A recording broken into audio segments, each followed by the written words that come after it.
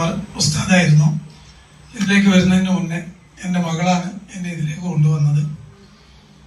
കുറഞ്ഞ വാക്കിനുള്ളിൽ എന്ത് പറയണം എന്ന് ആലോചിച്ചാൽ എനിക്ക് കിട്ടിയത് ഒരേ ഒരു പോയിന്റാണ്. അതായത് മദ്രസ വിട്ട്, ഞാൻ എപ്പോഴും പറയാറുണ്ട് പുതിയ ആളുകൾക്ക് വേണ്ടി, മദ്രസ വിട്ട് കിടന്നുറങ്ങുന്ന ഒരു സിസ്റ്റം എൻ്റെ തൊഴിലും. കടം, പൈസന്റെ ബുദ്ധിമുട്ട് ഇതൊന്നും എനിക്കല്ല, ആഗ്രഹങ്ങളും ഇല്ല. മദ്രസ വിട്ട് അവിടുന്ന് നാസ്തൊക്കെ കഴിച്ച് പുരയിൽ വന്ന് നന്നായിട്ട് കിടന്നുറങ്ങും, പിന്നെ ഉച്ചക്ക് എഴുന്നേൽക്കും. അങ്ങനെ ജീവിതം തള്ളി നിൽക്കുന്നിടത്തുനിന്ന് അയ്യൂബ് സാർ എൻ്റെ മകളെ ഒരു പ്രൊഡക്റ്റ് കൊടുത്തു, റിസൾട്ട് കിട്ടി. അയ്യൂബ് സാർ ഈ വിഷയം കൂടുതൽ സംസാരിച്ചു. അപ്പൊ അയ്യൂബ് സാർ ആദ്യം എന്നോട് പറഞ്ഞത്, ആഗ്രഹങ്ങളില്ലാതെ തന്നെ ആദ്യം ആഗ്രഹങ്ങൾ ഉണ്ടാക്കിയതാണ്. മോസ്താദെ നമുക്കൊരു കാറൊക്കെ എടുക്കണ്ടേ എന്ന് ചോദിച്ചു. അപ്പൊ എനിക്ക് തോന്നി കാറൊക്കെ എടുക്കാനാവോ? കാരണം പഞ്ചായത്തിൽ നിന്ന് പാസ്സായ ഒരു വീടാണ്, 30,000 രൂപന്റെ പാസ്സായ ഒരു വീടാണ്. ആ വീട്ടിൽ കാർ പോർച്ച് പോലും ഇല്ല. അപ്പൊ ഞാൻ ചോദിച്ചു, അങ്ങനെയൊക്കെ നടക്കുമോ അയ്യൂബ് സാറെ? ഞാൻ നടത്തി തരും എന്ന് പറഞ്ഞു. അങ്ങനെ എന്ത് ചെയ്തു, അയ്യൂബ് സാർക്കൊപ്പം കട്ടൊക്കെ നിന്ന് കൊടുത്തു. 3 കൊല്ലം കൊണ്ട് NTC റാങ്കിലെത്തി.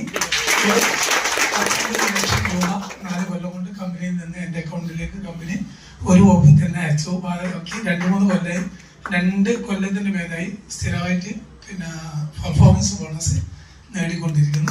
അപ്പൊ ഇതിന് കുറെ നേട്ടമല്ല, ഒരു വിദ്യാഭ്യാസമുള്ള ആളുകൾ മാത്രം ഇത് ചെയ്യാന്നുള്ളതല്ല, ആർക്കും ചെയ്യാം. പക്ഷെ ഞാൻ മനസ്സിലാക്കി ഏറ്റെടുക്കുന്നവർക്ക് മാത്രം ബിസിനസ്സാണ്. സംശയങ്ങൾ ഉണ്ടെങ്കിൽ ആ സംശയങ്ങളൊക്കെ തീർത്ത് അപ്ലൈഡ് ലീഡേഴ്സിനോട് ചോദിച്ചിട്ട് സംശയങ്ങൾ തീർത്ത് മുന്നേറിയാൽ വലിയ വിജയങ്ങളിലെത്താം എന്നുള്ളതാണ് മനസ്സിലാക്കിയത്. വന്നപാട് ഇത് ഹലാലാണോ ഹറാമാണോ എന്നൊക്കെ പഠിച്ചു. അപ്പോൾ 100% ഒരാൾക്ക് ചെയ്യാൻ പറ്റിയ, ഗവൺമെന്റിന് പോലും പറ്റിക്കാതെ 100% ചെയ്യാൻ പറ്റിയ ഒരു ബിസിനസ്, അത് മൈ ലൈഫാണെന്ന് ബോധ്യപ്പെട്ടതിന് ശേഷം ആത്മാർത്ഥമായി ഇറങ്ങിയതാണ്. അന്ന് ഈ മൈ ലൈഫിലേക്ക് വന്ന് എനിക്ക് ഇതിന്റെ ഭ്രാന്തടക്കി. അന്ന് ഞാൻ പലരെയും കടിച്ചു. അന്ന് എൻ്റെ വീട്ടിൽ എൻ്റെ മോനെ കടിച്ചു, പലരെയും കടിച്ചു. പക്ഷെ മോനൊന്നും അന്ന് ഭ്രാന്തലില്ല. ഇപ്പൊ 3 കൊല്ലം കഴിഞ്ഞതിന് ശേഷം മോന് ഭ്രാന്തലിയത്.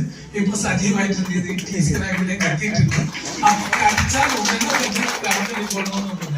എനിക്ക് തുടക്കത്തിൽ ഭ്രാന്തലി, പക്ഷെ എന്താണ്, എല്ലാവർക്കും ഭ്രാന്തള്ളൊന്നുമില്ല. ചിലപ്പോ 1 മാസം 2 മാസം 1 കൊല്ലം 2 കൊല്ലം, ചില ആളുകൾക്ക് 3 കൊല്ലം കഴിഞ്ഞിട്ട്. ഈ നേരത്തെ പോകുന്ന അംസസറല്ലേ, അവിടെ ബോംബെയിൽ നല്ല ബിസിനസ് ചെയ്യുന്ന ആളാണ്. അദ്ദേഹത്തോടത്ത് പറഞ്ഞിട്ട് അദ്ദേഹം മനസ്സിലാക്കി, ഉമർസാ ഏതോ ഉടായ്പപ്പെട്ടതാണ്, കുറച്ച് കഴിഞ്ഞ് പോലീസ് കയ്യാമ വെച്ച് കൊണ്ടുപോകണം കാണാൻ. അത് കാത്തിരുന്നാണ്. 2 കൊല്ലം കഴിഞ്ഞിട്ട് കയ്യാമ വെക്കലല്ല, ഞാൻ കാറ് മാറ്റിക്കൊണ്ടിരിക്കുന്ന കണ്ടേരം അദ്ദേഹത്തിന് എന്ത് ചെയ്ത് സ്വയം ബോധം. അദ്ദേഹം 2 കൊല്ലം കഴിഞ്ഞതിന് ശേഷമാണ് ഭ്രാന്തലിയോ. ഇപ്പൊ ഇവിടുന്ന് പറഞ്ഞല്ലോ 2 കൊല്ലം എനിക്ക് നഷ്ടപ്പെട്ടു. അപ്പൊ ഇതാണ് അവസ്ഥ. അപ്പൊ അതുകൊണ്ട് നമ്മൾ പറഞ്ഞ് മനസ്സിലാക്കി കൊടുക്കുക.